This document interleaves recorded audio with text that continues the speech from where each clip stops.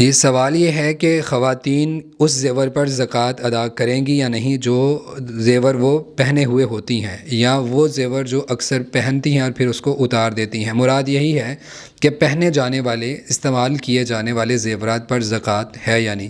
گزارش یہ ہے کہ یہ سوال اگرچہ تھوڑا اختلافی ہے یہ موضوع، لیکن اس پہ راجع موقف کیا ہے اس پر بھی گفتگو کرتے ہیں اور دلائل کو بھی دیکھتے ہیں۔ درست بات اور راجع موقف تو یہی ہے کہ ایسے زیورات جو عورتیں پہنتی ہیں اور جو نہیں پہنتی، دونوں طرح کے زیورات پر زکوٰۃ ادا کرنی ہی ہوگی۔ اس کی دلیل اگرچہ عام طور پہ یہ روایت پیش کی جاتی ہے کہ دو عورتیں نبی صلی اللہ علیہ وسلم کے پاس آئی، ایک بیٹی تھی اور ایک ماں تھی، اور انہوں نے آ کے جب زیورات پہنے ہوئے تھے تو نبی صلی اللہ علیہ وسلم نے سوال کیا کیا ان پر زکوٰۃ دیتی ہو؟ تو انہوں نے کہا کہ نہیں، تو آپ نے فرمایا کہ پھر یہ تمہیں جہنم میں تپا کر پہنایا جائے گا۔ یہ ترمذی اور ابو داود کی حدیث ہے، لیکن اس بات کو مد نظر رکھیں، ایک پاکستان کی بڑی معروف شخصیت ہیں جہلم کے، انہوں نے یہ بات کہی ہے کہ یہ روایت سنن ترمذی والی جو ہے یہ ضعیف ہے اور ابو داود والی درست ہے، اور کہا کہ یہ کھینچتان کے جو ہے اس کو صحیح حسن درجے تک پہنچایا گیا ہے۔ اگر اس روایت کو مد نظر رکھا گیا ہے تو سنن ترمذی میں جو ہے ٹھیک ہے یہ ضعیف ہے، لیکن جو مستدرک حاکم کی روایت ہے اس پر کیوں غور نہیں کرتے؟ ام سلمہ رضی اللہ تعالیٰ عنہ سے روایت ہے، کہتی ہیں اللہ کے رسول صلی اللہ علیہ وسلم کے پاس میں گئی اور کہتی ہیں کہ کانت تلبس اوضاحا من ذہب،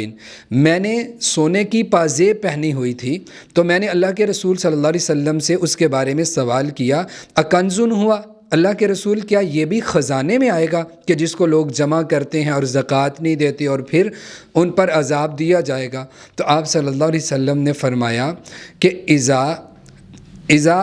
ادیتی زکاتہ، اگر تو اس کی زکوٰۃ ادا کرتی ہے، یعنی جب تو اس کی زکوٰۃ ادا کرے گی تو پھر آپ نے فرمایا فلیس بکنز، پھر یہ خزانے میں نہیں آتا۔ تو یہاں پہ اس حدیث سے ہمیں کیا پتہ چل رہا ہے کہ وہ تلبسو، کہا کہ تلبسو اوضاحا من ذہب، میں نے وہ پہنی ہوئی تھی، تلبسو کے الفاظ موجود ہیں، میں نے وہ پہنی ہوئی تھی، تو آپ صلی اللہ علیہ وسلم نے فرمایا اگر تو زکوٰۃ ادا کرتی ہے تو پھر یہ جمع کیے جانے والے خزانے میں نہیں سمجھی جائیں گی۔ تو اس حدیث کو آپ کیوں نہیں دیکھتے؟ پھر اسی طرح مستدرک حاکم کی ہی روایت ہے، جو لوگ احادیث سے تھوڑا شغف رکھتے ہیں ان کو پتہ ہے کہ مستدرک حاکم کی جو روایات ہیں وہ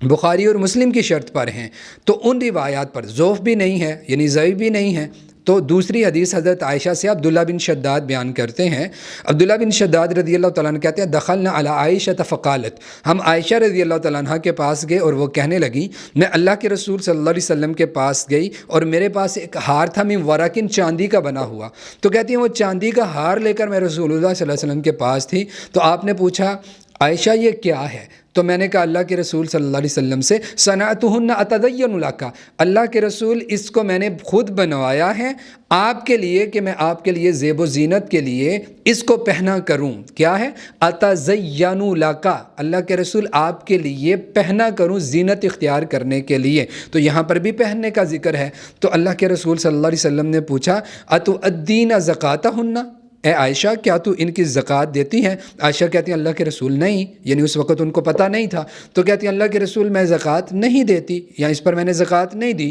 تو آپ صلی اللہ علیہ وسلم نے فرمایا حسبک من النار، تو پھر یہ آگ کے لیے تیرے لیے یہی کافی ہے، یعنی مراد یہ ہے کہ اگر تو ان کی زکوٰۃ نہیں دیتی تو پھر یہ آگ میں لے جانے کا سبب بننے والی ہیں۔ تو یہ دو روایات بڑی واضح ہیں جن کا ذوق بھی نہیں ہے اور مستدرک حاکم کی ہیں، تو آپ اس ایک روایت کو جو ضعیف ہے اس کو ضعیف کہہ کر ایک طرف نہ ہو جائیں،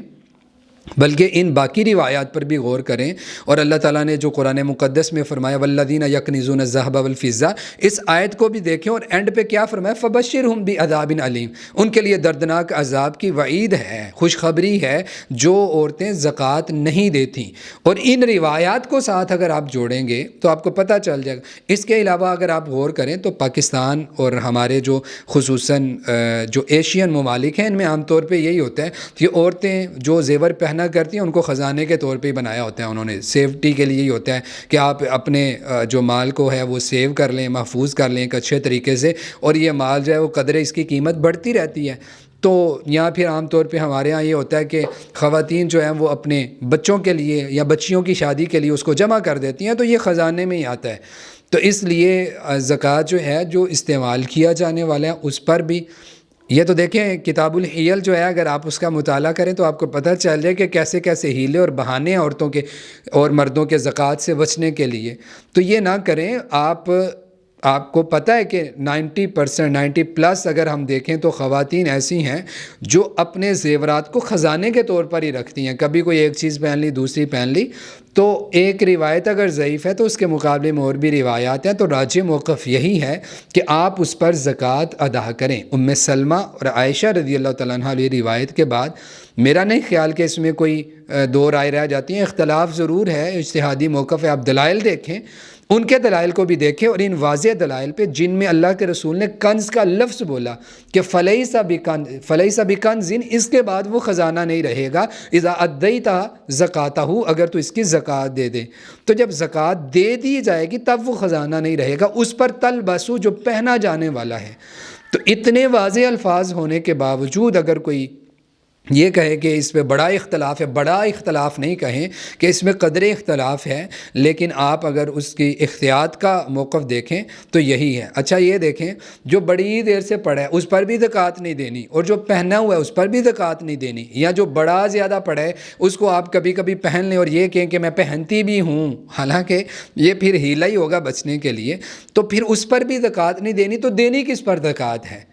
تو پھر کنز میں کون سی چیز آتی ہے؟ تو اس لیے استعمال شدہ گاڑی پر تو زکوٰۃ نہیں ہے، جو گھر آپ کے استعمال میں اس پر بھی نہیں ہے، لیکن جو کنز والی روایات میں نے سنائی اس سے یہ پتہ چلتا ہے کہ عورتوں کے زیورات جو پہنے جانے والے ہیں ان پر بھی زکوٰۃ دینی ہے۔ تو آسانی کریں ان لوگوں کے لیے، اللہ نے اگر آپ کو اتنی وسعت دی ہے تو احتیاط کا موقع بھی، ویسے جو لوگ کہتے ہیں نا زکوٰۃ نہیں ہے، وہ بھی کہتے ہیں احتیاط کا موقف یہی ہے کہ زکوٰۃ دے دیں، غریبوں کا خیال کریں، مسکینوں کا لحاظ رکھیں، اور ان روایات میں جو الفاظ پائے گئے ہیں ان کا لحاظ کرتے ہوئے راجح موقف یہی ہے کہ آپ ان میں سے زکوٰۃ ادا کر دیں۔ واللہ اعلم بالصواب۔